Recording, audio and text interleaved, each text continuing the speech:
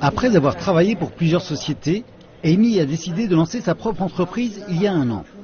Elle dit que, bien qu'elle n'a pas rencontré beaucoup de difficultés pour se lancer, elle trouve néanmoins que ce n'est pas très facile pour une femme de mener son affaire. Les femmes ont moins de force physique que les hommes et nous sommes plus faibles dans certains domaines, comme la pensée stratégique et la prise de décision.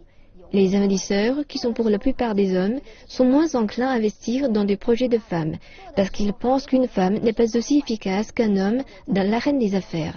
Mais certains investisseurs changent d'avis après avoir obtenu de bons retours sur investissement dans des entreprises détenues par des femmes. Amy a créé une pépinière pour aider d'autres femmes à commencer leur propre affaire.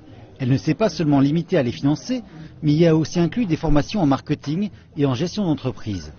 Elle dit qu'il y a de grandes opportunités à la fois pour les autres et pour elle-même. Amy est déterminée à réussir dans son entreprise. Elle n'est pas la seule femme en Chine à avoir de telles aspirations. Selon un rapport de 2014, le nombre d'entrepreneurs féminins s'est envolé l'an dernier.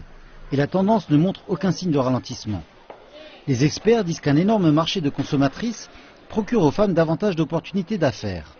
De plus, un marché du travail défavorable aux femmes et la motivation qu'apporte l'actuel boom entrepreneurial ont aussi poussé plus de femmes à commencer leur propre activité.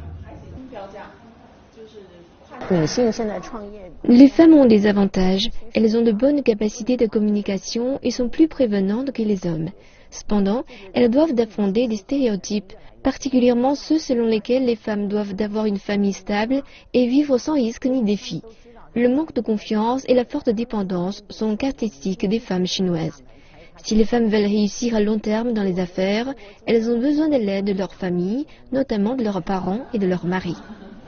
Les experts disent que toutes les femmes ne sont pas éligibles pour commencer leur propre affaire, mais que c'est une bonne conjoncture pour celles qui sont capables, enthousiastes et prêtes à libérer leur esprit.